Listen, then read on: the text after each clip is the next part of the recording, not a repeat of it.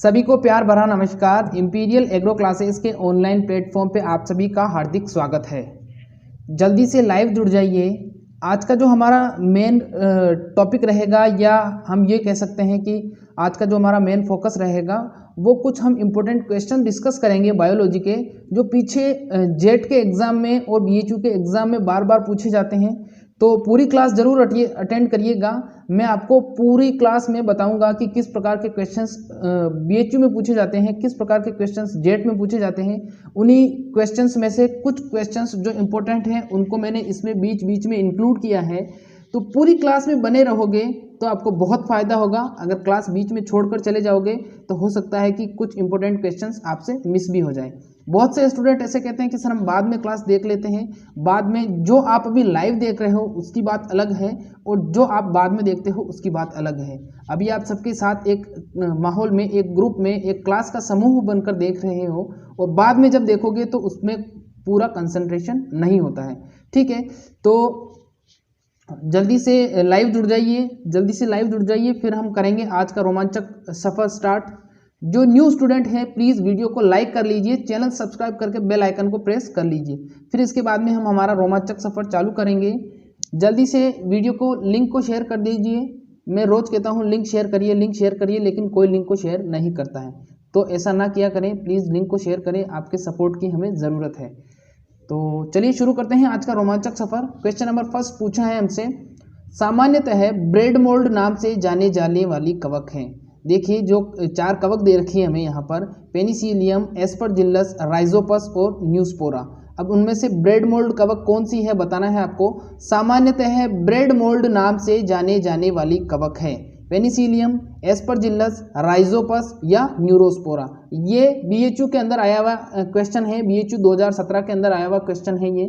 फिर इसके बाद में इसमें मैं इंक्लूड नहीं कर पाया, बाकी सारे क्वेश्चंस में मैंने इंक्लूड किया कौन सा क्वेश्चन किस एग्जाम में पूछा गया। देखिए इसका जवाब जिसने दिया है ब्रेड मोल्ड का, राइजोपस, बिल्कुल सही जवाब है।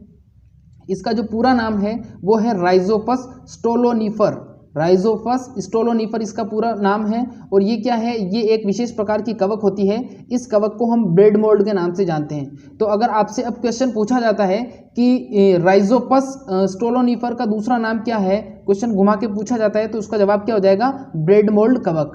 कवक का मतलब होता है फंगस या फंजाई। ठीक है, तो bread mould fungi is called Rhizopus stolonifer. ठीक है, इज दैट क्लियर। चलिए अगले सवाल की तरफ बढ़ते हैं। नेक्स्ट क्वेश्चन है हमारा, मीथेन एक, अब देखिए इसमें इंक्लूड किया है, ये बीएचयू 2017 का क्वेश्चन है। क्वेश्चन क्या है, मीथेन एक जीव जनित गैस किस सदस्य द्वारा उत्पादित होती है। यहाँ पर पूछा गया है निम्न में से कौन सा माइक्रो ऑर्गेनिज्म मीथेन गैस को प्रोड्यूस करता है। तो ऑप्शन नंबर ए है हमारा eubacteria, option number B है आर्किया, सी है प्रोटिस्टा और डी है हमारा सर्कोस्पोरा। जो इंग्लिश मीडियम के स्टूडेंट है वो भी बने रहना, मैंने कुछ इंग्लिश मीडियम की स्लाइड्स भी बीच में इंक्लूड की है, वो आपको बहुत मदद करेगी और उसको आपको पढ़ना है तो प्लीज़ पूरी क्लास में बने रहिए। कुछ इंग्लिश मीडियम की स्लाइड्स भी मैंने इसमें इंक्लूड की है। मीथेन एक जीव जनित गैस है, किसके द्वारा बनाई जाएगी। ऑप्शन ए है यू बैक्टीरिया, आर्किया, प्रोटिस्टा या सर्कोस्पोरा। जिसने इसका जवाब दिया है यू बैक्टीरिया, बिल्कुल सही जवाब है। जो मीथेन गैस होती है वो एक जीव जनित गैस होती है, प्रोड्यूस्ड बाय माइक्रो ऑर्गेनिज्म, और उसको बनाने का काम कौन करता है, प्रोड्यूस करने का काम करता है यू बैक्टीरिया। तो ध्यान रखना, मीथेन कौन से जीव के द्वारा बनाई जाएगी, यू बैक्टीरिया या बैक्टीरिया के द्वारा। आप उसको जीवाणु भी कह सकते हैं, हिंदी मीडियम वाले स्टूडेंट इसको जीवाणु भी कह सकते हैं। ठीक है, इंपॉर्टेंट क्वेश्चन है, बीएचयू 2017 में आया हुआ है।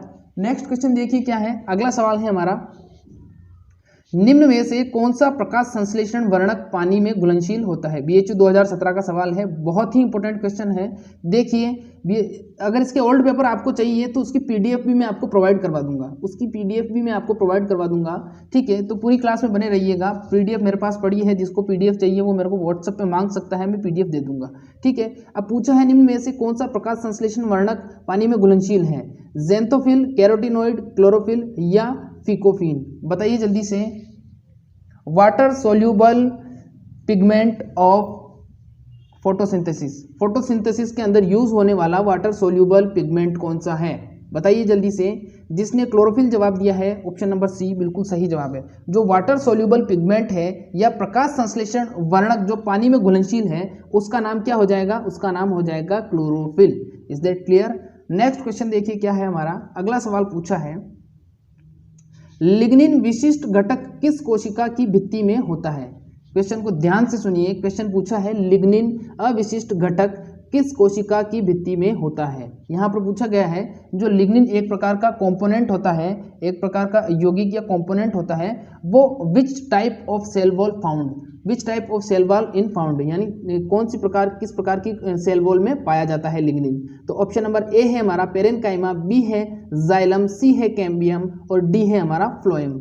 बताइए जो लिग्निन है वो किस प्रकार की सेल वॉल में पाया जाएगा? लिग्निन, जिसने जवाब दिया है बी जाइलम, बिल्कुल सही जवाब है। जो लिग्निन होता है वो किस में पाया जाता है? जाइलम की सेल वॉल में लिग्निन पाया जाता है। BHU 2017 का क्वेश्चन है। अभी आगे जेट के भी आएंगे। नेक्स्ट क्वेश्चन देखिए क्या है, अगला सवाल है हमारा, शुक्राणु द्वारा अंडे को निषेचन करने की योग्यता क्या कहलाती है?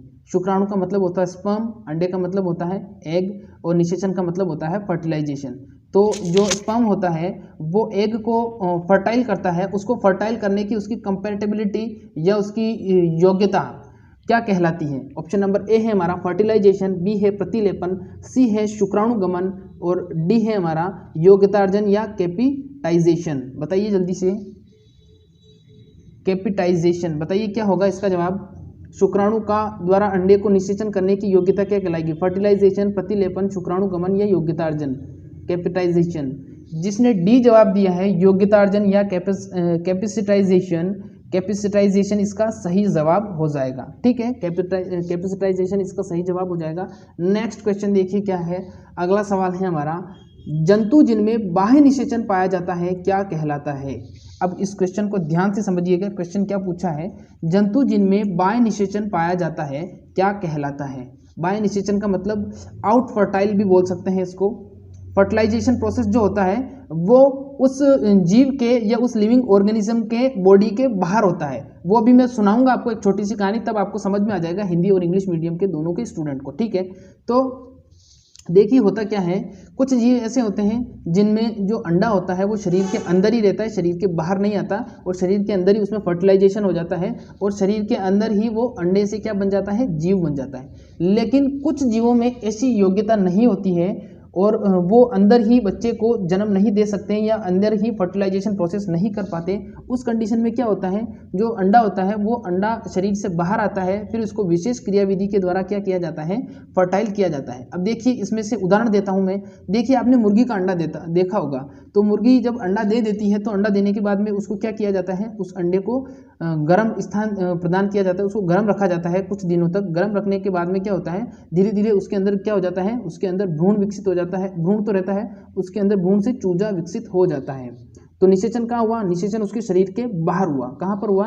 मुर्गी के शरीर के बाहर हुआ। तो बाह्य निषेचन जो कहलाता है वो कौन से जीवों में होता है? अंडज में होता है, जरायुज में होता है, अंडयुज में होता है या फिर कोई नहीं? बताइए जल्दी से, इसका क्या जवाब होगा? समझ में आ गया होगा। जैसे मुर्गी के शरीर से बाहर अंडा आया, अंडा बाहर आने के बाद में उसमें फर्टिलाइजेशन प्रोसेस होगा। निषेचन जो होता है उसको फर्टिलाइजेशन कहते हैं। ठीक है, तो इसका जवाब जिसने अंडज दिया है इसको और बोला जाता है ओविपेरस। क्या बोला जाता है? ओविपेरस बोला जाता है अंडज को। ठीक है, अंडज को क्या बोला जाता है? ओविपेरस बोला जाता है। तो जो जिनमें बाह्य निषेचन होता है उनको ओविपेरस कहते हैं और हिंदी में अंडज कहा जाता है। ठीक है, अगला सवाल देखिए क्या पूछा है। पूरी क्लास अटेंड करोगे तो सब कुछ समझ में आएगा, बीच बीच में आते हो चले जाते हो, आते हो चले जाते हो, फिर कहते हो सर समझ में नहीं आया। समझ में कहाँ से आएगा? जब पूरी क्लास अटेंड नहीं करोगे तो समझ में आएगा ही नहीं आपको। तो देखिए नेक्स्ट क्वेश्चन है, BHU 2017 में पूछा गया है। क्वेश्चन क्या है? क्वेश्चन पूछा गया है, जड़ धड़ विहीन जलीय पौधे क्या कहलाते हैं? इंग्लिश वाले समझ लीजिए, जड़ का मतलब रूट, धड़ का मतलब स्टेम। तो रूट और स्टेमलेस जो प्लांट होते हैं, रूट और स्टेमलेस जो प्लांट होते हैं वो क्या कहलाते हैं? जड़ और तना विहीन पौधे या विहीन जलीय पौधे क्या कहलाते हैं? ऑप्शन नंबर ए है हमारा कवक, बी है हमारा जीवाणु, सी है शैवाल और डी है हमारा प्रोटोजोआ। बताइए क्या होगा? शैवाल, कवक मतलब फंजाई, जीवाणु मतलब बैक्टीरिया, शैवाल मतलब ग्रीन एल्गी और प्रोटोजोआ का मतलब आप जानते हो प्रोटोजोआ, दैट मीन्स प्रोटोजोआ। ठीक है, तो आंसर दीजिए इसका। हिंदी एंड इंग्लिश दोनों एक्सप्लेनेशन साथ चलती रहेगी ताकि हिंदी और इंग्लिश दोनों मीडियम के स्टूडेंट एक साथ आ सके। फिर दोनों की क्लासेस सेपरेट कर दी जाएगी, क्योंकि इंग्लिश मीडियम के स्टूडेंट को अभी तक पता नहीं है। देखिए इसका जवाब होगा शैवाल, जिसको हम बोलते हैं ग्रीन एल्गी के नाम से भी जानते हैं। ये क्या होती है, आपने देखा होगा कहीं पानी भरा रहता है तो वहाँ पर क्या हो जाती है, काई जम जाती है, जिसको काई भी बोला जाता है। हरी हरी एक होती है, पौधेनुमा संरचना होती है, वो जहाँ पर पानी भरा रहता है वहाँ पर आपको देखने को मिल सकती है। तो क्या होती है, वो ग्रीन एल्गी होती है या हरी शैवाल होती है। देखिए उसमें ना तो जड़ होती है और ना ही उसमें तना होता है, लेकिन वो क्या होता है, वो एक प्रकार का जलीय पौधा होता है जो समय के हिसाब से अपनी ग्रोथ करता है और अपनी बढ़ोतरी करता है। तो समझ गए होंगे, रूटलेस और स्टेमलेस जो वाटर प्लांट्स होंगे वो क्या कहलाएंगे, वो शैवाल या ग्रीन एल्गी कहलाएंगे। जड़ और तना रहित जो जलीय पौधे होंगे वो क्या कहलाएंगे, वो कहलाएंगे शैवाल। Is that clear. इसी से रिलेटेड एक सवाल और पूछा जाता है कि जब पोषक तत्वों के जलीय विलयन में पौधों को रखा जाता है तो वो विधि क्या कहलाती है, तो वो विधि कहलाती है हाइड्रोपोनिक्स। क्या कहलाती है, हाइड्रोपोनिक्स कहलाती है। अब इसको इंग्लिश में कैसे कहेंगे, जो माइक्रो न्यूट्रिएंट का सॉल्यूशन होता है, पोषक तत्वों का जो सॉल्यूशन होता है उसके अंदर जब हम प्लांट्स को ग्रो करते हैं तो वो कंडीशन कहलाती है हाइड्रोपोनिक्स। ये सवाल भी बार बार बीएचयू के एग्जाम में पूछा जाता है, जेट में भी पूछा जाता है। ठीक है, नेक्स्ट क्वेश्चन देखिए क्या है। अगला सवाल है हमारा, शुक्राणु की सतह पर उपस्थित प्रोटीन किस नाम से जानी जाती है।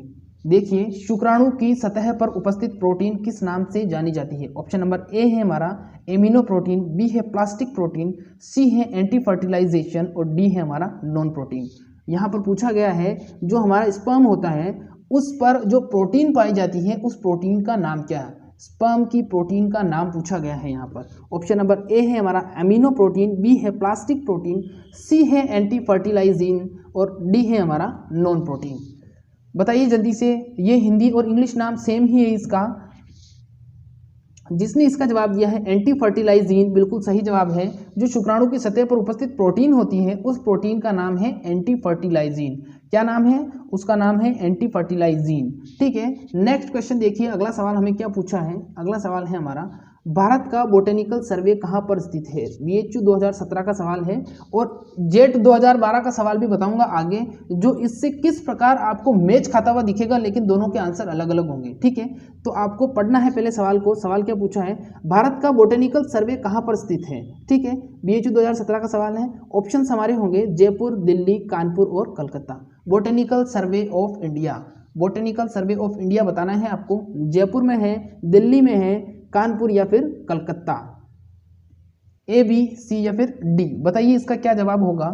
भारत का बोटेनिकल सर्वे, जिसने इसका जवाब दिया है कलकत्ता, बिल्कुल सही जवाब है कलकत्ता। या ऑप्शन में अगर हावड़ा आ जाता है तो हावड़ा भी सही माना जाएगा। ऑप्शन में हावड़ा आ जाता है तो हावड़ा भी सही माना जाएगा। भारत का बोटेनिकल सर्वे कहाँ पर स्थित है, भारत का बोटेनिकल सर्वे है कलकत्ता या हावड़ा, कलकत्ता या हावड़ा। ठीक है, इज दैट क्लियर। कलकत्ता के अंदर ही हावड़ा ब्रिज है हमारा। ठीक है, समझ गए होंगे आप। हावड़ा एक्सप्रेस एक ट्रेन भी चलती है। अगला सवाल देखिए क्या है। नेक्स्ट क्वेश्चन पूछा गया है, अंडे में प्रवेश करने पर शुक्राणु का केंद्र कितने डिग्री कोण पर घूम जाता है। देखिए अब क्वेश्चन क्या पूछा है, जो अंडा होता है, एग होता है, उसके अंदर जब स्पर्म एंटर करता है तो जो स्पर्म का जो सेंटर पार्ट होता है वो कितने डिग्री एंगल पर ट्विस्ट हो जाता है। क्या पूछा है, वापस से हिंदी वाले समझ लीजिए, फिर इंग्लिश में समझा दूंगा। अंडे में प्रवेश करने पर, यानी शुक्राणु जब अंडे में घुस गया तो करने पर केंद्र कितने डिग्री पर, जो अंदर सेंटर होता है वो सेंटर कितने डिग्री पर ट्विस्ट हो जाता है, वो एंगल बताना है आपको। ठीक है, ऑप्शन नंबर ए है हमारा 160 डिग्री, बी है हमारा 210 डिग्री, 3 है हमारा 300 और ऑप्शन नंबर डी है हमारा 180 डिग्री। बताइए इसका जवाब क्या होगा। अंडे में प्रवेश करने पर शुक्राणु का केंद्र कितने डिग्री पर कोण पर घूम जाएगा, बताइए जल्दी से। The center of sperm is twisted on which angle? जिसने जवाब दिया है 180 डिग्री, बिल्कुल सही जवाब है। जो शुक्राणु का केंद्र होगा, जिसको सेंट्रियोल के नाम से भी जानते हैं, वो 180 डिग्री के कोण पर घूम जाएगा। कितने पर घूम जाएगा, 180 डिग्री के कोण पर घूम जाएगा। देखो सुबह जो क्लास लगी थी उसमें एक स्टूडेंट ने मुझसे सवाल किया था कि सर जो क्रोमोसोम नंबर होते हैं बेर के अंदर वो सर 45 होते हैं। देखिए एक बहुत ही अच्छी चीज़ बताता हूँ आपको, हमेशा याद रखना, आगे लाइफ में हमेशा सक्सेस को ही पाओगे ऐसी चीज़ को देखोगे तो, ऑब्जर्व करोगे तो। देखिए जो क्रोमोसोम नंबर होते हैं वो हमेशा इवन नंबर होते हैं, यानी कि वो ऐसी संख्या होती है जिसको बराबर भाग में विभाजित किया जा सकता है। जैसे 10, 20, 22, 26, उसके बाद में आप उसको मान सकते हो 44, उसके बाद में उसको मान सकते हो आप 56, उसको मान सकते हो आप 48। ऐसी संख्या जो होगी वो क्रोमोसोम नंबर होगी। ठीक है, हमेशा इवन नंबर होगी, यानी कि बराबर होगी, सम होगी। ठीक है, विषम नहीं होगी। ठीक है, अब विषम कौन सी होती है? विषम होती 17, 13, 31, 39, ये होती है इवन, सॉरी ऑड होती है ये। ठीक है, ये ऑड होती है यानी विषम होती है। तो जो हमेशा क्रोमोसोम नंबर होगा वो हमेशा क्या होगा? वो हमेशा से ही इवन होगा, बराबर होगा, सम होगा। तो उसकी जो क्रोमोसोम नंबर मैंने बताई थी 48, बिल्कुल एग्जिट राइट है, बिना किसी संकोच के याद कर लीजिए, सवाल आने वाला है, बहुत मदद करेगा आपकी। ठीक है, चलिए इसका जवाब क्या हो जाएगा? 180 डिग्री। क्या हो जाएगा इसका जवाब? 180 डिग्री हो जाएगा। अगला सवाल देखिए क्या है, नेक्स्ट है हमारा, दीमक किस गण का सदस्य है? दीमक किस गण का सदस्य है? ऑप्शन नंबर ए है हमारा आर्थ्रोपोडा, बी है आर्थ्रोप्टेरा, सी है आइसोप्टेरा और डी है हमारा लेपिडोप्टेरा। बताइए, आर्थ्रोपोडा, आर्थ्रोप्टेरा, आइसोप्टेरा या लेपिडोप्टेरा, दीमक किस गण का सदस्य है? गण मतलब ऑर्डर पूछा है यहाँ पर। जिसने जवाब दिया है आइसोप्टेरा, देखिए क्या है इसका जवाब। जिसने जवाब दिया है आइसोप्टेरा, आइसोप्टेरा इसका जवाब नहीं होगा, इसका जवाब होगा आर्थ्रोप्टेरा। क्या होगा इसका जवाब? आर्थ्रोप्टेरा होगा। और दीमक और जो टिड्डी होती है दोनों ही एक ही ऑर्डर के हैं। दीमक और टिड्डी जो होती है वो दोनों ही एक ही ऑर्डर के जीव हैं, एक ही गण के जीव हैं, और दोनों का जो ऑर्डर होगा वो होगा आर्थ्रोप्टेरा। क्या होगा? आर्थ्रोप्टेरा होगा। ध्यान रख लेना, इंपॉर्टेंट क्वेश्चन है। नेक्स्ट क्वेश्चन देखिए क्या पूछा है। अगला सवाल है हमारा, बहुत ही इंपॉर्टेंट क्वेश्चन है, बार बार पूछा जाता है और BHU 2017 के एग्जाम में पूछा गया है। क्वेश्चन है, राइबोसोम की 2 उप इकाइयों को जोड़ने का कार्य करता है। राइबोसोम की जो सब यूनिट्स होती हैं 17S, जो 17S होता है वो बनता है 50S और 40S या 30S राइबोसोम से मिलकर बनता है। तो उसमें जो राइबोसोम की 2 उप इकाइयाँ होती हैं, 2 सब यूनिट होती हैं, उसको जोड़ने का काम कौन करता है?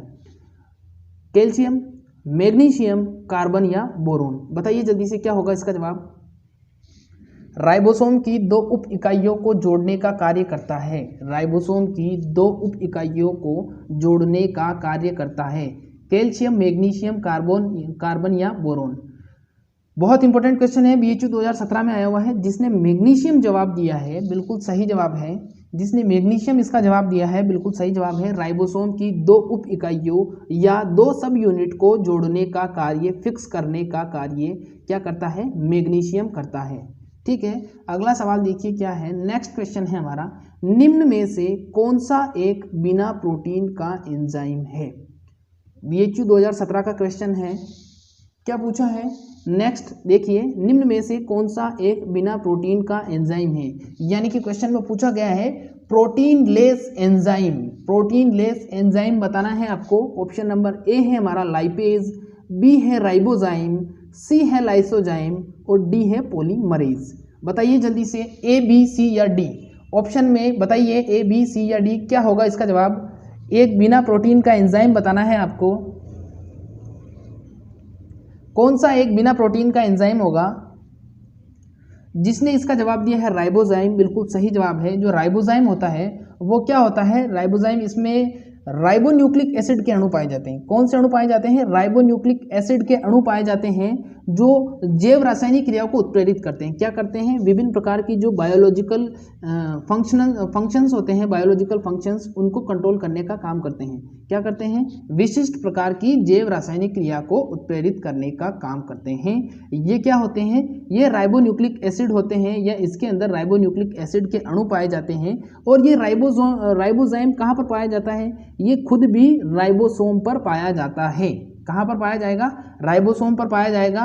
और राइबोसोम क्या होता है? प्रोटीन निर्माण प्रक्रिया कहलाता है। ठीक है, इज दैट क्लियर? सारे फंडे क्लियर हो जाएंगे। पूरी क्लास अटेंड करोगे तो यहाँ से बहुत कुछ सीख के जाओगे। और YouTube पे फालतू वीडियो देखोगे और अपने टाइम का इन्वेस्टमेंट गलत जगह करोगे तो आज टाइम को आप बर्बाद कर रहे हो, कल टाइम आपको बर्बाद कर देगा। अब आपको देखना है आपको टाइम का इन्वेस्टमेंट कहाँ करना है। पैसे का इन्वेस्टमेंट आदमी करता है तो उस पैसे को अगर खो देता है तो उसको वापस कमा सकता है, लेकिन जहां एक बार उसने टाइम का इन्वेस्टमेंट कर दिया और टाइम उसके हाथ से निकल गया, फिर उस टाइम की इन्वेस्टमेंट की जो नुकसान है उसको कोई पूरा नहीं कर सकता। टाइम ऐसा होता है, मिट्टी को कितनी ही मुट्ठी में ले लो वो हाथ से निकल ही जाती है। इसीलिए कहता हूँ समय का सही सदुपयोग करो, ज़्यादा से ज़्यादा पढ़ाई में ध्यान दो। सिलेक्शन के बहुत नज़दीक हो आप, थोड़ा सा अगर इधर उधर भटक गए तो फिर गए काम से, एक साल पूरा बर्बाद हो जाएगा। और जिसने एक साल पीछे बर्बाद कर चुके हैं जो, वो तो 200% संभल जाएंगे, ठीक है, क्योंकि इस बार कंडीशन और भी ज़्यादा ख़राब है, क्लासेस लग नहीं रही हैं और यूट्यूब पे फैसिलिटीज़ है बहुत कम है, कुछ प्रोवाइड करवा रहे हैं कुछ नहीं प्रोवाइड करवा रहे हैं। तो आपसे हाथ जोड़कर मेरी विनती है, 1 महीने की और बात है, 1-1.5 महीने की, 1-1.5 महीने में अगर आने वाले लाइफ के जो 60 साल हैं वो सिक्योर हो रहे हैं तो कहाँ बुराई है इसमें यार, कहाँ बुराई है इसमें। इसीलिए कहता हूँ ज़्यादा से ज़्यादा पढ़ाई करें, ठीक है। तो इसका जवाब हो जाएगा राइबोजाइम। नेक्स्ट क्वेश्चन देखिए, अगला सवाल है हमारा, BHU 2017 में आया हुआ है। क्वेश्चन को ध्यान से देखिए। क्वेश्चन पूछा गया है, निम्न में से कौन सा एंजाइम हरे पौधों में CO2 का स्थिरीकरण में सहायक है। निम्न में से कौन सा एंजाइम हरे पौधों में CO2 के स्थिरीकरण में सहायक है। ऑप्शन नंबर ए हमारा CO2 स्थिरीकरण का मतलब है यहाँ पर कार्बन डाइऑक्साइड का फिक्सेशन करने वाला एंजाइम, कार्बन डाइऑक्साइड का फिक्सेशन करने वाला एंजाइम पूछा है, इंग्लिश मीडियम के स्टूडेंट के लिए बोला है मैंने ये। तो ऑप्शन नंबर ए है हमारा रुबिस्को, बी है राइबोलोज, सी है लाइसोजाइम और डी है हमारा पॉलीमरेज। बताइए क्या होगा इसका जवाब। कौन सा ऐसा एंजाइम है जो CO2 फिक्सेशन में सहायक करता है या प्रकाश संश्लेषण में भी सहायता करता है, उसको ये भी बोल सकते हैं कि फोटोसिंथेसिस में भी वो हेल्प करता है, अपना विशेष कॉन्ट्रीब्यूशन देता है, ठीक है। जिसने जवाब दिया है रुबिस्को, बिल्कुल सही जवाब है। रुबिस्को क्या है, रुबिस्को एक विशेष प्रकार का एंजाइम होता है जो क्या करता है, CO2 फिक्सेशन या कार्बन डाइऑक्साइड का स्थिरीकरण करता है। अब देखिए इसका नाम और क्या है, रुबिस्को को हम और क्या बोलते हैं, इसको राइबोलोज भी बोला जाता है। क्या बोला जाता है, राइबोलोज भी बोला जाता है इसको, और इसको RUBP भी बोला जाता है। क्या बोलते हैं इसको, राइबोलोज या RUBP के नाम से भी जाना जाता है, या इसको कभी कभी 1,5 बाईफास्फेट, 1,5 बाईफास्फेट के नाम से भी जानते हैं। ये प्रकाश संश्लेषण में क्या करता है, प्रकाश संश्लेषण में CO2 स्थिरीकरण करने का कार्य करता है। इज दैट क्लियर, सारे फंडे यही क्लियर होते हैं, इसीलिए इसको बोलते हैं इंपीरियल एग्रो क्लासेस, ठीक है। चलिए अगले सवाल की तरफ बढ़ते हैं। अगला सवाल है हमारा, निम्न में से कौन सा यकृत कृमि का लार्वा कहलाता है। जेट 2012 में आया हुआ सवाल है बच्चों, समझ जाइए अब जल्दी से, जेट के जो स्टूडेंट हैं, निम्न में से कौन सा यकृत कृमि का लार्वा कहलाता है। ऑप्शन नंबर ए है हमारा मेगट, बी है सर्केरिया, सी है टोनालीमा और डी है पोल ईयू। बताइए जल्दी से, यकृत कृमि का लार्वा क्या कहलाएगा, मेगट, सर्केरिया, टोनोलीमा या पोल ईयू। जेट 2012 का क्वेश्चन है, आपको बहुत ही मदद करेगा। बताइए क्या होगा, निम्न में से कौन सा यकृत कृमि का लार्वा कहलाता है। जिसने इसका जवाब दिया है सर्केरिया, बिल्कुल सही जवाब है। निम्न में से कौन सा यकृत कृमि का लार्वा कहलाता है, सर्केरिया यकृत कृमि का लार्वा कहलाता है। सर्केरिया क्या कहलाता है, यकृत कृमि का लार्वा कहलाता है। Is that clear.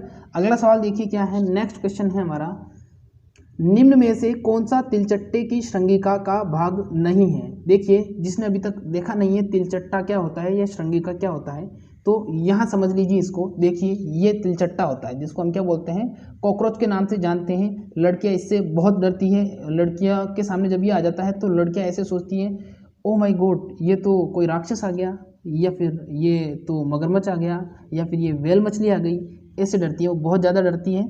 तो इतना नहीं डरना चाहिए, छोटा सा जीव है बेचारा, क्यूट सा, तो उसको प्यार करो, आराम से रहो उसके साथ।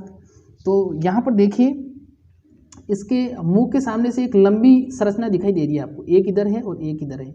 ये क्या कहलाती है, ये इसकी श्रृंगिका कहलाती है। इसको एंटीना बोलते हैं। क्या बोलते हैं इसको, श्रृंगिका या इसको एंटीना भी बोलते हैं। ठीक है, क्लियर हो गया एंटीना या श्रृंगिका क्या होती है। अब आ जाते हैं वापस अपने क्वेश्चन पर। देखिए अब यहाँ पर क्वेश्चन क्या पूछा है, क्वेश्चन पूछा है हमसे, निम्न में से कौन सा तिलचट्टे की श्रृंगिका का भाग नहीं है। नहीं है पूछा है, यहाँ पर है नहीं पूछा है, यहाँ पर पूछा है नहीं है, ठीक है। तो एंटीने का पार्ट कौन सा नहीं है, ऑप्शन नंबर ए है हमारा प्रबंध, बी है फ्लेजिलम, सी है जीनी और डी है पेडिसिल। अब आपको जवाब देना है इसका, क्या होगा इसका जवाब। अगर आता है तो दीजिए, नहीं आता तो फिर मैं आपको एक्सप्लेन करके बताऊंगा। देखिए कोई बात नहीं, जिसने सही दिया है वो भी सही है, जिसने गलत दिया है वो भी ठीक है। जो इसका जवाब होगा वो होगा जीनी। जीनी जो है वो तिलचट्टे की श्रृंगिका का भाग नहीं है। इसके अलावा प्रमंथ, फ्लेजिलम और जो पेडिसिल है वो इसके फ्लेजिला के भाग हैं। मध्य भाग, अग्रभाग, पश्च भाग के नाम से भी इनको बोल सकते हैं। ठीक है, ये श्रृंगिका के भाग होते हैं। तो श्रृंगिका मैंने समझा दी है। देखिए ये श्रृंगिका होती है, 2 श्रृंगिका है।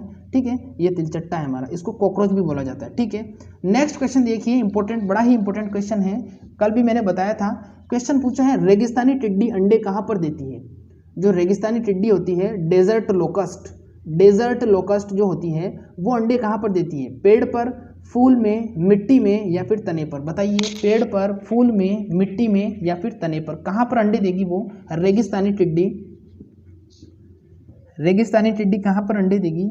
देखिए जिसने इसका जवाब दिया है मिट्टी के अंदर, बिल्कुल सही जवाब है। जो रेगिस्तानी टिड्डी होती है, रेगिस्तान में क्या पाई जाती है? रेगिस्तान में पेड़ पौधे तो होते नहीं है, वहाँ पर क्या पाई जाती है? वहाँ पर पाई जाती है मिट्टी। तो रेगिस्तानी टिड्डी अपने अंडे कहाँ पर देगी? अपने अंडे देंगी मिट्टी के अंदर। और जो रेगिस्तानी टिड्डी होती है उसका इम्यून सिस्टम बहुत स्ट्रॉन्ग होता है, वो लंबे दिनों तक भूखे भी रह सकते हैं, लंबे दिनों तक बिना पानी के भी रह सकते हैं। पानी से मेरा मतलब है जो उनका भोज्य पदार्थ होता है उसके बिना रह सकते हैं। ठीक है, is that clear? Next question की तरफ चलते हैं हम। क्या है हमारा अगला सवाल?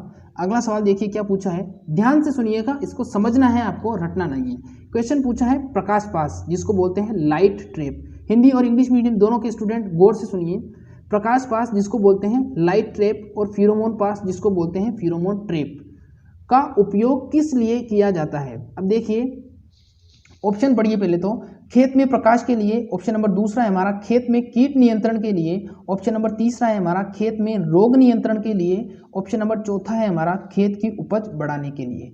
अब ध्यान से देखिए, क्वेश्चन को पूछा है तो क्वेश्चन उसमें क्या पूछना चाह रहा है? उसमें इसने ये पूछा है कि जो प्रकाश पास और फेरोमोन पास होते हैं, यानी कि जो लाइट ट्रैप और फेरोमोन ट्रैप होते हैं, वो उसका उपयोग किस लिए करते हैं? तो उसका उपयोग, ऑप्शन जिसने बी जवाब दिया है खेत में कीट नियंत्रण के लिए, बिल्कुल सही जवाब है। क्या करते हैं? इसमें इंसेक्ट को कंट्रोल करते हैं, इस इंसेक्ट को कंट्रोल करते हैं हमारे खेत में।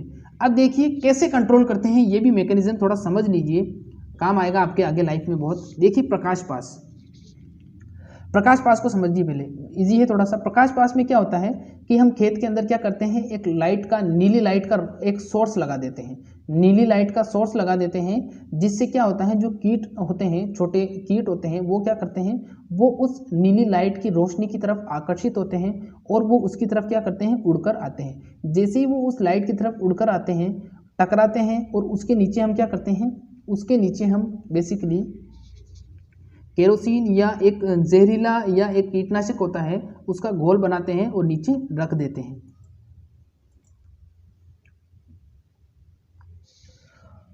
उस घोल को हम नीचे रख देते हैं बड़ा सा पात्र में। ठीक है, फिर क्या होता है, जैसे ही कोई कीट पतंगा आता है वो उस लाइट से टकराता है, लाइट से टकराने के बाद में वो क्या हो जाता है, वो सीधा गिरता है किसके अंदर, उस कीटनाशी के अंदर गिरता है। और कीटनाशी के अंदर गिरने के बाद में वो क्या हो जाता है, नष्ट हो जाता है या मर जाता है। ठीक है, तो प्रकाश पास समझ गए होंगे आप, थोड़ा सा गले में खराश हो गया इसलिए।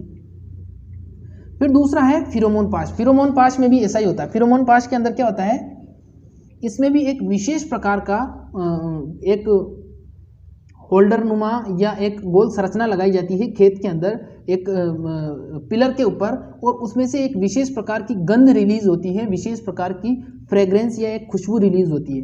वो क्या करती है, वो विशेष कीटों को आकर्षित करती है और कीट वहां पर आते हैं और उससे टकराते हैं और उसके अंदर फंसकर क्या हो जाते हैं, नष्ट हो जाते हैं। तो अब आपको समझ में आ गया होगा प्रकाश पास और फेरोमोन पास क्या होते हैं। इस पर कभी डिटेल में चर्चा करेंगे। अगला सवाल हमारा देखिए। अब आप कहोगे सर ये तो इंग्लिश में है, तो मैंने कहा था 1-2 स्लाइड्स इंग्लिश मीडियम वालों के लिए है। क्वेश्चन क्या है, animal cell membrane is made of. Question पूछा है यहाँ पर, जो कोशिका झिल्ली होती है, जंतु कोशिका झिल्ली होती है, वो किसकी बनी होती है? ऑप्शन नंबर ए है हमारा सेल्यूलोज, बी है प्रोटीन एंड लिपिड, सी है वाटर और डी है हमारा स्टार्च। देखिए ये हमारी क्या है, ये है हमारी एनिमल सेल। क्या है, एनिमल सेल है। इसके सेंटर का जो पार्ट है वो क्या है, वो है हमारा केंद्रक। क्या है? केंद्रक, जिसको न्यूक्लियस बोलते हैं। ठीक है, अब यहाँ पर पूछा गया है जो सेल मेम्ब्रेन है वो किसकी बनी है, तो ऑप्शन जो बी वाला है प्रोटीन एंड लिपिड बिल्कुल सही जवाब है इसका। जो प्रोटीन और लिपिड है उससे बनी होती है। सेल मेम्ब्रेन किससे बनी होती है? प्रोटीन और लिपिड से बनी होती है। और इसकी 3 लेयर होती है। कितनी लेयर होती है? 3 लेयर होती है, जिसमें फर्स्ट होता है प्रोटीन, सेकंड होता है लिपिड और थर्ड होता है हमारा प्रोटीन वापस से। तो प्रोटीन, लिपिड एंड प्रोटीन। ठीक है, तो ये एनिमल सेल मेम्ब्रेन है वो 2 चीज़ों की बनी होगी, प्रोटीन और लिपिड की। इनकी 3 लेयर होगी, प्रोटीन, लिपिड और प्रोटीन। ठीक है, इज दैट क्लियर? क्वेश्चन समझा दिया है मैंने। जो इंग्लिश मीडियम के स्टूडेंट हैं कमेंट करके बताना, अगर 2-3 कमेंट आएंगे तो समझ जाऊंगा इंग्लिश मीडियम के स्टूडेंट देखते हैं, तो इसको आगे कंटिन्यू करेंगे, अलग से सेपरेट वीडियो बनाएंगे। अगर नहीं है दैट मीन्स फिर कल से एक भी स्लाइड नहीं आएगी। ठीक है, नेक्स्ट क्वेश्चन देखिए क्या है। अगला सवाल है हमारा, खनिज व लौह तत्व की कमी से आरबीसी का नहीं बनना कहलाता है। क्वेश्चन को थोड़ा ध्यान से देखिए, क्वेश्चन क्या पूछा है। क्वेश्चन यहाँ पर पूछा है, खनिज व लौह तत्व की कमी से आरबीसी का नहीं बनना क्या कहलाता है। खनिज दैट मीन्स मिनरल्स, लौह तत्व दैट मीन्स आयरन। जब इन दोनों की कमी हो जाती है, डेफिशिएंसी हो जाती है, तो उसके कारण क्या हो जाता है, कौन सा रोग हो जाता है? रक्त, आरबीसी नहीं बनेगी रक्त के अंदर, तो पेलेग्रा हो जाएगा, स्क्रबी रोग हो जाएगा, एनीमिया हो जाएगा, या फिर कोई नहीं। जवाब दीजिए इसका क्या हो जाएगा? ए, बी, सी और डी।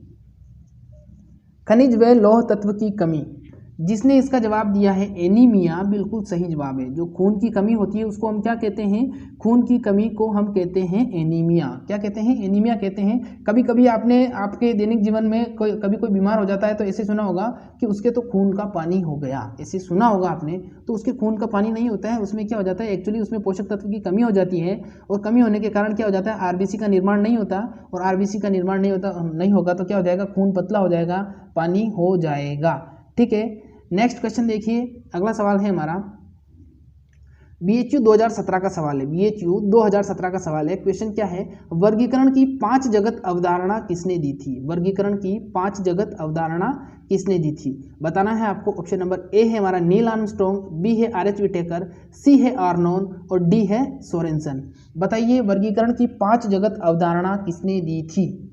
बताइए वर्गीकरण की 5 जगत अवधारणा किसने दी थी? जिसने इसका जवाब दिया है आर एच विटेकर, बिल्कुल सही जवाब है। वर्गीकरण की 5 जगत अवधारणा किसने दी थी? वर्गीकरण की 5 जगत अवधारणा देने वाले वैज्ञानिक थे आर एच विटेकर। जो टैक्सोनॉमी, जो क्लासिफिकेशन किया था 5 टाइप का, वो किसने किया था? आर एच विटेकर ने किया था। ठीक है, इज दैट क्लियर? चलिए अगले सवाल की तरफ बढ़ते हैं। नेक्स्ट क्वेश्चन पूछा है हमें, घरेलू कुत्ते का जंतु वैज्ञानिक नाम है। अब आप कहोगे सर क्या ये कुत्ते वाले सवाल लेके आ गए? तो बेटा देखो बात ऐसी है, BHU 2017 का सवाल है, कुत्ते वाला सवाल नहीं है। ठीक है, तो क्वेश्चन पूछा है घरेलू कुत्ते का जंतु वैज्ञानिक नाम, द जूलॉजिकल नेम ऑफ, क्या बोलेंगे इसको, घरेलू कुत्ते को कुत्ता ही बोलेंगे, डॉग। ठीक है, तो इसका नाम क्या हो जाएगा? Felis indicus. Option number B है हमारा एक्वस कैबलस, ऑप्शन सी है कैनिस फेमिलियारिस और डी है हमारा कैनिस वुल्पस। बताइए क्या होगा इसका जवाब? फेलिक्स इंडिकस, एक्वस कैबलस, कैनिस फेमिलियारिस और कैनिस वुल्पस घरेलू कुत्ते का जंतु वैज्ञानिक नाम है। बताइए, कोई सोच भी नहीं सकता कि ऐसा सवाल भी आ सकता है। देखिए जिसने इसका जवाब दिया है, कोई बात नहीं, नहीं दिया तो कोई दिक्कत नहीं, गलत दिया है तो भी सही है और सही दिया है तो भी सही है। तो जो कैनिस फेमिलियारिस है वो क्या है? घरेलू कुत्ते का जंतु वैज्ञानिक नाम है। अब आपको इसको कैसे, ट्रिक से कैसे याद करना है? देखिए कैनिस तो आपको याद हो जाएगा, कोई दिक्कत नहीं है। अब फेमिलियारिस कैसे याद होगा? देखिए जब कुत्ता हम पालते हैं, जो भी कुत्ता पालता है वो उसको क्या कर लेता है, वो उसको एक फैमिली का एक हिस्सा मान लेता है। क्या मान लेता है? परिवार का एक सदस्य मान लेते हैं, फैमिली का एक पार्ट मान लेते हैं। तो किसका पार्ट मान लिया? फैमिली का पार्ट मान लिया। तो आपको बस इतना सा याद करना है, कैनिस फैमिली। क्या याद करना है? कैनिस फैमिली, इतना सा याद करना है। बाकी जब आप ऑप्शन देखोगे तो आपको ऑलरेडी पता चल जाएगा कि कैनिस फैमिली से आपको याद आ जाएगा पूरा कैनिस फेमिलियारिस याद आ जाएगा, और उससे आपको रिलेट करके अंदाज़ा लगा सकते हो कि ये किसका नाम है, घरेलू कुत्ते का जंतु वैज्ञानिक नाम है। तो कैनिस फैमिली क्योंकि कुत्ता भी तो फैमिली का एक पार्ट होता है। तो this is amazing trick because और मेड बाय माई, नाम नहीं बताऊंगा मेरा। अगला सवाल देखिए क्या है। नेक्स्ट क्वेश्चन है, वायरस का प्रोटीन चोल क्या कहलाता है? वायरस का प्रोटीन चोल क्या कहलाता है? क्वेश्चन जेट 2012 में पूछा गया है। क्वेश्चन जेट 2012 में पूछा गया है। ऑप्शन नंबर ए है हमारा कैसोमियर, बी है होलोमियर, सी है कैप्सिड और डी है वोल्मीज। बताइए जल्दी से, वायरस का प्रोटीन चोल या वायरस का जो प्रोटीन कवर होता है बाहर का वो क्या कहलाता है? प्रोटीन कवर क्या कहलाता है? जवाब दीजिए, ए बी सी या डी। क्या होगा इसका जवाब? कैसोमियर, होलोमियर, कैप्सिड या वोल्मीज। क्या होगा इसका जवाब? बहुत ही इंपॉर्टेंट क्वेश्चन है। इस प्रकार के क्वेश्चंस बार बार पूछे जाते हैं, इसीलिए आपको इन पर ध्यान देना चाहिए। जवाब दीजिए, क्या होगा इसका जवाब? जिसने इसका जवाब दिया है कैप्सिड, बिल्कुल सही जवाब है। अब देख लीजिए होता क्या है, स्ट्रक्चर में लाया हूं आपके लिए, यहाँ पर आपको सब मिलेगा। इंपीरियल एग्रो क्लासेस पर आपको बेहतरीन स्टडी करवाई जाएगी, कोई दिक्कत नहीं है। देखिए सबसे पहली बात तो ये है कि जो वायरस होता है, अगर वो वायरस किसी प्लांट का है तो उसका जो जेनेटिक मटेरियल होगा या आनुवंशिक पदार्थ होगा वो क्या होगा? वो आरएनए होगा। ठीक है, दो तीन बात बताऊंगा आपको, बहुत अच्छी लगेगी। अगर वो वायरस किसी प्लांट का है या प्लांट को इन्फेक्टेड कर रहा है तो उसका जेनेटिक मटेरियल क्या होगा? आरएनए होगा। ठीक है, इज दैट क्लियर? और ये आरएनए है इसका जेनेटिक मटेरियल, और इसके बाहर का ये देखिए, ये जो इतनी सी ये पोर्शन है, इसका प्रोटीन पोर्शन है, ये इसके बाहर इसको कवर कर रखा है इसने। ये क्या कहलाएगा? ये कहलाएगा कैप्सिड। हिंदी में भी कैप्सिड, इंग्लिश में भी कैप्सिड। ठीक है, तो जो प्लांट होगा उसका जेनेटिक मटेरियल आरएनए होगा, और जो जंतु होंगे, एनिमल्स होंगे, उनके अंदर कोई वायरस इन्फेक्शन कर रहा है तो उसमें चांसेस ये रहते हैं कि लगभग 98% तक उसके अंदर जो जेनेटिक मटेरियल रहेगा वो डीएनए रहेगा। लेकिन कुछ एक्सेप्शंस, कुछ अपवाद ऐसे होते हैं जिसमें कभी कभी आरएनए भी देखने को मिलता है। ठीक है, तो बेसिक कॉन्सेप्ट क्लियर हो गया। अगर आपको पूछा जाए प्लांट में तो प्लांट में आरएनए बताना है, अगर आपको पूछा जाए कि एनिमल्स में तो एनिमल्स में आपको डीएनए बताना है। Is that clear? और बाहर का जो आवरण होगा वो सबका जो कवर होगा वो सबका सेम होगा, कैप्सिड कहलाएगा। Is that clear? Next question की तरफ बढ़ते हैं। अगला सवाल क्या है हमारा? फिर कहोगे सर ये देखो, फिर आपने इंग्लिश स्लाइड जोड़ दी, ये लास्ट है, इसके बाद में सिर्फ एक ही और है। क्वेश्चन पूछा है which is the largest bone of human body. क्या पूछा है? Which is the largest bone of human body. पूछा गया है कि जो ह्यूमन बॉडी होती है उसकी सबसे बड़ी हड्डी कौन सी होती है? उसकी सबसे बड़ी हड्डी पूछा है, तो इसका जवाब क्या हो जाएगा? फीमर हो जाएगा। इसका जवाब क्या होगा? फीमर होगा। ये कहाँ से कहाँ तक होती है? ये जो अपना घुटना होता है उससे ऊपर, और जो अपनी कमर होती है उसके नीचे जो हड्डी होती है, ये उसके बीच की जो हड्डी होती है, ये सबसे बड़ी हड्डी होती है, सबसे वजन वाली हड्डी होती है, सबसे बड़ी हड्डी होती है और सबसे वजन वाली हड्डी होती है, जिसको हम फीमर के नाम से जानते हैं। क्या बोलते हैं? फीमर के नाम से भी जानते हैं। और अगर हिंदी में आपको लिखा हुआ आ जाए वहाँ पर जंगा या जांग तो वो भी सही होगा। ठीक है, तो सबसे बड़ी बता दी है।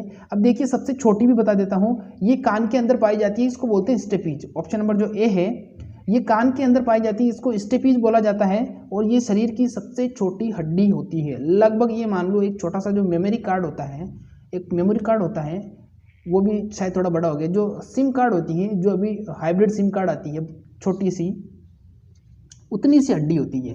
तो समझ में आ गया होगा आपको। इंग्लिश मीडियम के स्टूडेंट प्लीज़ क्लास खत्म होने के बाद में ज़रूर बता के जाना कि आप हो या नहीं हो, मुझे पता नहीं चलेगा। अभी कमेंट नहीं करना, अभी सिर्फ पढ़ाई पे ध्यान दो। अगला सवाल देखिए क्या पूछा है। नेक्स्ट क्वेश्चन है हमारा, निम्न में से कौन सा अंडे देने वाला स्तनधारी है?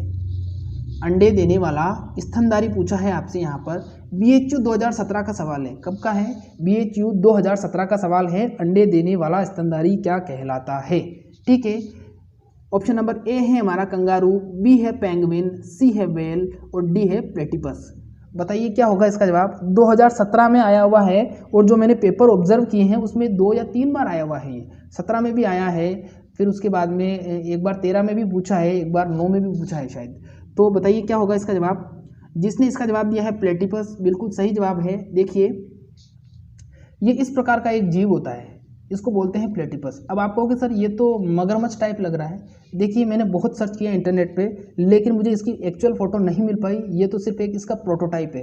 क्या है? इसका एक प्रोटोटाइप है ये, मतलब एक स्ट्रक्चर बनाया हुआ है, सीमेंट का बनाया हुआ है या कागज़ का, लकड़ी का, लुगदी का, पता नहीं मुझे, लेकिन ये स्ट्रक्चर बनाया हुआ है और ये ओरिजिनल नहीं है, ये इसका शेप है। बस आपको सिर्फ और सिर्फ दिखाने के लिए लाया हूँ ये मटीरियल, तो समझ जाओ कि प्लेटिपस कैसा होता है। बस एक छोटा सा आइडिया देना था आपको। ठीक है, और जहाँ तक बात रही मगरमच्छ की, तो देखिए इसका जो यहाँ का आगे का शेप दिख रहा है और इसकी मुंह की मोटाई दिख रही है और इसके जो पैर दिख रहे हैं, उससे आप अंदाज़ा लगा सकते हो कि ये मगरमच्छ नहीं है। ठीक है, तो निम्न में से कौन सा अंडे देने वाली स्तनधारी है? तो जवाब क्या हो जाएगा? प्लेटिपस। ठीक है, BHU 2017 का क्वेश्चन है। ठीक है, नेक्स्ट क्वेश्चन देखिए हमारा क्या है, अगला सवाल है नेशनल बॉटेनिकल रिसर्च इंस्टीट्यूट कहाँ पर है? अब जब मैंने इससे पहले जो सवाल डिस्कस किया था उसको मैं वापस बता देता हूँ। वो जो क्वेश्चन पूछा था मैंने, उसमें मैंने कहा था कि आगे ये सवाल आएगा वापस जेट में, तो वो अलग है, ये अलग है। अब कैसे अलग है? यहाँ पर क्या पूछा है, नेशनल बॉटेनिकल रिसर्च इंस्टीट्यूट, राष्ट्रीय वनस्पतिक अनुसंधान संस्थान। क्या है? राष्ट्रीय वनस्पतिक अनुसंधान संस्थान या national botanical research institute. Jet 2012 का सवाल है। अगर इसका आंसर आपसे पूछा जाए तो इसका आंसर क्या करोगे? इसका आंसर करोगे आप लखनऊ। क्या करोगे? Lucknow. National botanical research institute Lucknow के अंदर है। ठीक है, अगर आपसे पूछा जाता है नेशनल बॉटेनिकल सर्वे, भारत का बॉटनिकल सर्वे या नेशनल बॉटनिकल सर्वे पूछा जाता है, तो सर्वे का आंसर होगा कोलकाता, हावड़ा कोलकाता। सर्वे का आंसर क्या होगा? हावड़ा कोलकाता होगा। तो ध्यान रखना, दोनों ही सवाल, दोनों ही क्वेश्चंस बहुत इंपॉर्टेंट हैं, बहुत हेल्प करेंगे आपकी हर एग्जाम में, जेट हो, ICR हो, BHU हो, PAT हो, CGPAT हो, MPPAT हो, कोई सा भी PAT हो, कोई दिक्कत नहीं है। बिल्कुल बेसिक कॉन्सेप्ट अगर आपकी क्लियर है तो आप नासा का एग्जाम भी फाइट कर सकते हो। ठीक है, नेक्स्ट क्वेश्चन देखिए क्या है, अगला सवाल है हमारा, केंचुए का उत्सर्जी अंग कहलाता है। BHU 2017 का सवाल है, क्वेश्चन पूछा है केंचुए का उत्सर्जी अंग क्या कहलाता है? BHU 2017 का सवाल है। ऑप्शन नंबर ए है मेटानेफ्रिडिया, बी है ग्रीन ग्रंथिया, सी है फैलोपियन ट्यूब और डी है कोई नहीं, नन ऑफ दीज। बताइए जल्दी से, केंचुए का उत्सर्जी अंग क्या कहलाएगा? मेटानेफ्रिडिया, ग्रीन ग्रंथिया, फैलोपियन ट्यूब या फिर कोई नहीं? केंचुए का उत्सर्जी अंग क्या कहलाता है? BHU 2017 का सवाल है। जिसने दिया है इसका जवाब मेटानेफ्रिडिया बिल्कुल सही जवाब है। जो मेटानेफ्रिडिया होता है वो क्या करता है? वो उत्सर्जन का कार्य करता है। कहाँ पर करता है? वो उत्सर्जन का कार्य करता है केंचुए में। केंचुए का साइंटिफिक नेम क्या होता है? फेरिटिमा पोस्टुमा होता है। इसकी एपिजिक जो ब्रीड होती है वो सबसे अच्छी मानी जाती है, क्योंकि वो सबसे ज़्यादा कार्बनिक पदार्थ खाती है, मिट्टी को कम खाती है, और बदले में जो मल पदार्थ के रूप में छोटी छोटी गोलियां छोड़ती है वो ही क्या कहलाता है? वो ही हमारा वर्मी कंपोस्ट कहलाता है, जो ऑर्गेनिक होता है और अच्छे उत्पादन के लिए और मृदा की जो कंडीशन होती है, भौतिक, रासायनिक और जैविक दशा जो होती है, उसको सुधारने के लिए बहुत ही ज़्यादा हेल्पफुल रहता है। तो इतना लंबा लेक्चर आपको और कहीं नहीं मिलेगा। अगर अभी तक भी आपने चैनल सब्सक्राइब नहीं किया है तो चैनल सब्सक्राइब कर लीजिए, न्यू स्टूडेंट प्लीज़। और वीडियो पर लाइक तो बनता है यार, इतनी मेहनत का एक लाइक तो बनता है, तो लाइक कर दीजिए प्लीज़। ठीक है, नेक्स्ट क्वेश्चन क्या पूछा है? नेक्स्ट क्वेश्चन पूछा है हमें टेफ्लोसोल, टेफ्लोसोल टाइप की आहार नाल किसमें पाई जाती है? टेफ्लोसोल टाइप की आहार नाल किसमें पाई जाती है? BHU 2017 का क्वेश्चन है, टेफ्लोसोल टाइप की आहार नाल किसमें पाई जाती है? बताइए जल्दी से। ऑप्शन नंबर ए है हमारा कबूतर में, बी है झींगा, सी है तिलचट्टा और नंबर डी है हमारा केंचुआ। तिलचट्टा मतलब कॉकरोच। ठीक है, भाई भाई होते हैं दोनों। तो बताइए टेफ्लोसोल टाइप की आहार नाल किसमें पाई जाती है? कबूतर में, झींगा में, तिलचट्टे में या फिर केंचुए में? झींगा, झींगा जिसने नहीं देखा, झींगा मैंने बताया था एक दिन क्लास में, आप आए नहीं थे, बताया था मैंने झींगा क्या होता है। झींगा समुद्री जीव होता है, गुलाबी कलर का होता है और मछली होती है, वो मछली होती है, बहुत सारे उसके पैर होते हैं। ऑक्टोपस अलग चीज़ है बेटा, ऑक्टोपस के तो बहुत सारे हाथ होते हैं, मैं कह रहा हूँ उसके बहुत सारे पैर होते हैं, वो छोटा सा होता है झींगा मछली। इंटरनेट पे सर्च करना, झींगा मिल जाएगा आपको। ठीक है, वरना मैं अभी दिखा देता, लेकिन मुझे पता नहीं था कि कुछ न्यू स्टूडेंट भी आए। तो टेफ्लोसोल टाइप की आहार नाल किसमें पाई जाती है? जिसने जवाब दिया है इसका केंचुआ बिल्कुल सही जवाब है। जो केंचुआ होता है वो किसान का मित्र होता है और उसके अंदर जो आहार नाल पाई जाती है वो टेफ्लोसोल टाइप की पाई जाती है। टेफ्लोसोल टाइप की आहार नाल पाई जाती है। Is that clear? BHU 2017 का सवाल है। अगला सवाल देखिए क्या पूछा है। नेक्स्ट क्वेश्चन है हमारा, ध्यान से समझोगे इसको तो पूरा समझ में आएगा। क्रेब्स चक्र अगर नहीं समझोगे तो बिल्कुल समझ में नहीं आएगा। ठीक है, तो समझिए क्या कहना चाहता है क्रेब्स चक्र। देखिए क्वेश्चन पूछा है, पहले तो ये समझिए क्वेश्चन क्या पूछा है। क्रेब्स चक्र का प्रथम उत्पाद क्या है? BHU 2017 का सवाल है। क्रेब्स चक्र का प्रथम उत्पाद क्या है? अब सबसे पहले तो समझिए क्रेब्स चक्र होता क्या है। देखिए सबसे पहले बात मैं करता हूं, ध्यान से थोड़ा समझिए, आपको समझ में आएगा। जो कोशिकाएं होती हैं, कोशिकाओं के अंदर क्या होता है? श्वसन होता है। श्वसन कितने प्रकार का होता है? दो प्रकार का होता है। एक होता है वायवीय श्वसन, एक होता है अवायवीय श्वसन। एक होता है एरोबिक और एक होता है नॉन एरोबिक जिसको बोलते हैं। एक होता है ऑक्सीजन के प्रेजेंट में, ऑक्सीजन की उपस्थिति में, एक होता है ऑक्सीजन की अनुपस्थिति में। Is it clear?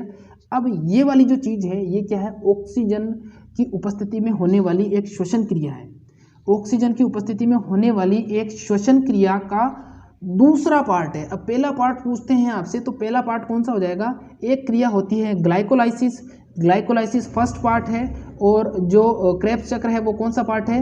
वो क्रेब्स चक्र हमारा दूसरा पार्ट है। जैसे पहले आया था बाहुबली द बिगिनिंग, फिर आया था कटप्पा ने बाहुबली को क्यों मारा, तो उन्होंने क्यों मारने के लिए ही दूसरा पार्ट बनाना पड़ा उनको, बाहुबली द कंक्लूजन। समझ में आई आपको बात? बाहुबली फर्स्ट और बाहुबली सेकंड ऐसे होता है। तो ऐसे ही ये क्या है? ये है बाहुबली सेकंड। बाहुबली फर्स्ट कौन सा हो जाएगा? बाहुबली फर्स्ट हो जाएगा हमारा ग्लाइकोलाइसिस।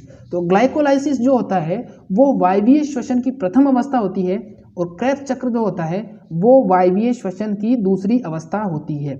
अब क्रेब्स चक्र की खोज किसने की थी? क्रेब्स चक्र की जो खोज की थी वो हैंस ए क्रेब नामक साइंटिस्ट ने की थी। किसने की थी? हैंस ए क्रेब नामक साइंटिस्ट ने की थी। जब मैं इसके नेक्स्ट सवाल है वो ग्लाइकोलाइसिस का है, तो उसके बारे में मैं वहां पर बता दूंगा आपको, ठीक है। तो अब क्रेब्स चक्र की बात करते हैं अपन, आपको समझ में आ गया होगा। क्रेब्स चक्र कोशिका के अंदर माइटोकॉन्ड्रिया में होता है। ये वायवीय श्वसन की दूसरी अवस्था है, और इस क्रिया के कई चरण होते हैं, और इसे हैंस ए क्रेब ने खोजा था। इस क्रिया में एटीपी अणु और इससे रिलेटेड कुछ ऊर्जा का निर्माण होता है। समझ में आ गया होगा आपको? कोई दिक्कत नहीं समझ में आया बताना मुझे कमेंट बॉक्स में कि समझ में आया या नहीं आया।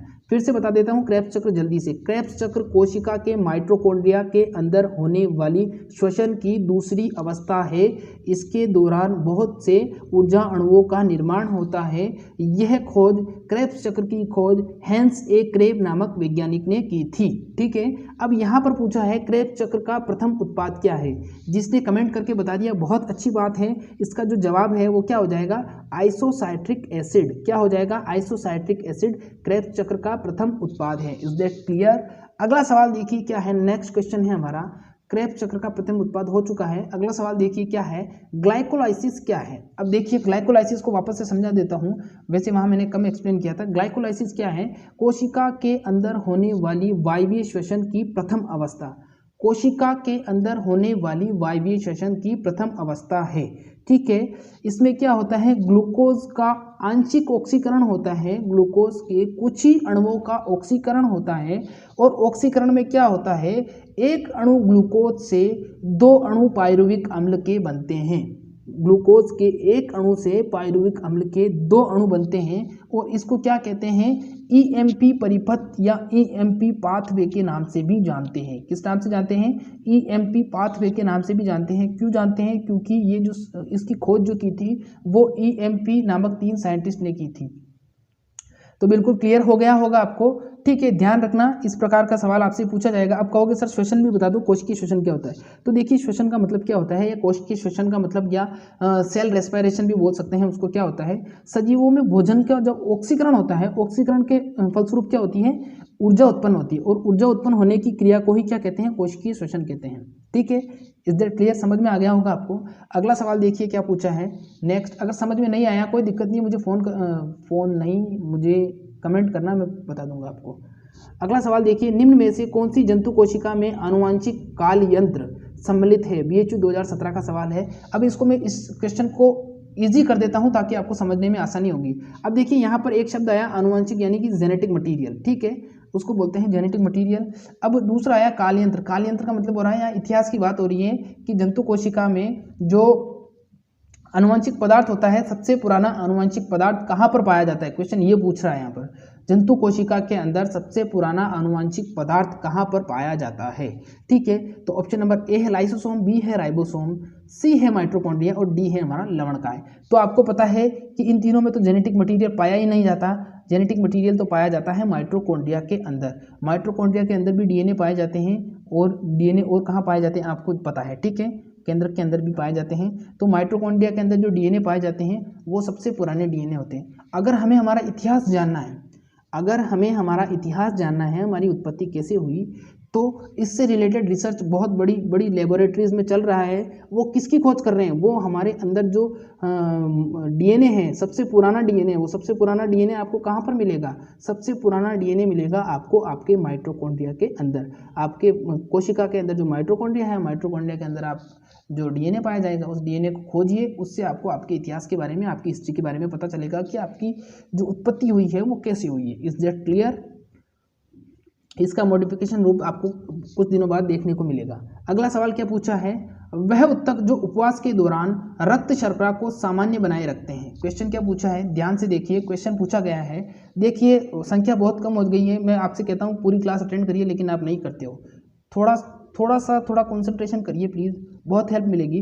वह उत्तक जो उपवास के दौरान रक्त शर्करा को सामान्य बनाए रखता है। उत्तक का मतलब यहाँ टिश्यू से है, टिश्यू पेपर नहीं, टिश्यू पेपर अलग होता है, लड़कियों को बहुत पसंद होता है टिश्यू पेपर। कभी कभी क्या होता है, देखिए एक छोटी सी जोक याद आ गया मेरे को। एक बार दो लड़के कहाँ गए, दो लड़के गांव के लड़के एक सिटी में गए। सिटी में जाने के बाद में वो कहाँ गए, शादी में गए थे। तो शादी में खाना खा रहे थे, जो सिस्टम होता है ना उसको बोलते हैं बूफे, जहाँ पर बहुत सारी स्टॉल्स लगी होती है। तो वहाँ पर लोग खाना खा रहे थे, जिसको बफर सिस्टम भी बोला जाता है।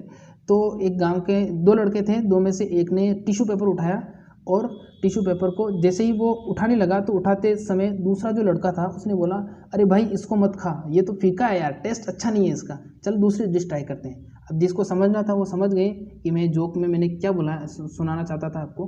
तो वह उत्तक जो उपवास के दौरान रक्त शर्करा को सामान्य बनाए रखते हैं क्या कहलाते हैं। BHU 2017 का सवाल है, हृदय, यकृत, अग्नाशय या आमाशय। बताइए क्या होगा इसका जवाब, हृदय, यकृत, अग्नाशय या फिर आमाशय। जिसने जवाब दिया है यकृत, बिल्कुल सही जवाब है। जो यकृत होता है, यकृत पहले तो ये समझ लीजिए कोशिकाओं का जो समूह होता है, ग्रुप ऑफ सेल, टिश्यू कहलाता है। कोशिकाओं का समूह क्या कहलाता है, टिश्यू कहलाता है। तो ये जो यकृत है ये एक प्रकार का उत्तक है। ये क्या करता है, जब हम भूखे रहते हैं या उपवास रखते हैं या व्रत रखते हैं तो उस दौरान क्या करता है, हमारा जो शुगर लेवल होता है, ब्लड के अंदर शुगर लेवल होता है, खून के अंदर जो शर्करा की मात्रा होती है या उसका जो स्तर होता है उसको सामान्य बनाए रखने का कार्य करता है। कौन करता है, यकृत करता है। ठीक है, नेक्स्ट क्वेश्चन देखिए, ये आज का हमारा लास्ट सवाल रहेगा, फिर इसके बाद में कल डिस्कस करेंगे। जीवन के प्रथम स्वरूप की उत्पत्ति पूर्ववर्ती कोशिका से हुई है, यह सिद्धांत किसने दिया था। देखिए जो पुरानी कोशिकाओं से नई कोशिकाओं का निर्माण होता है वो सिद्धांत विर्चोवे ने दिया था। वो सिद्धांत थोड़ा सा अलग है और ये अलग है। यहाँ पर क्या दिया गया है, जीवन के प्रथम स्वरूप की उत्पत्ति पूर्ववर्ती कोशिका से हुई है। ये सिद्धांत किसने दिया था, यहाँ पर जीवन के स्वरूप की बात हो रही है। BHU 2017 का सवाल है।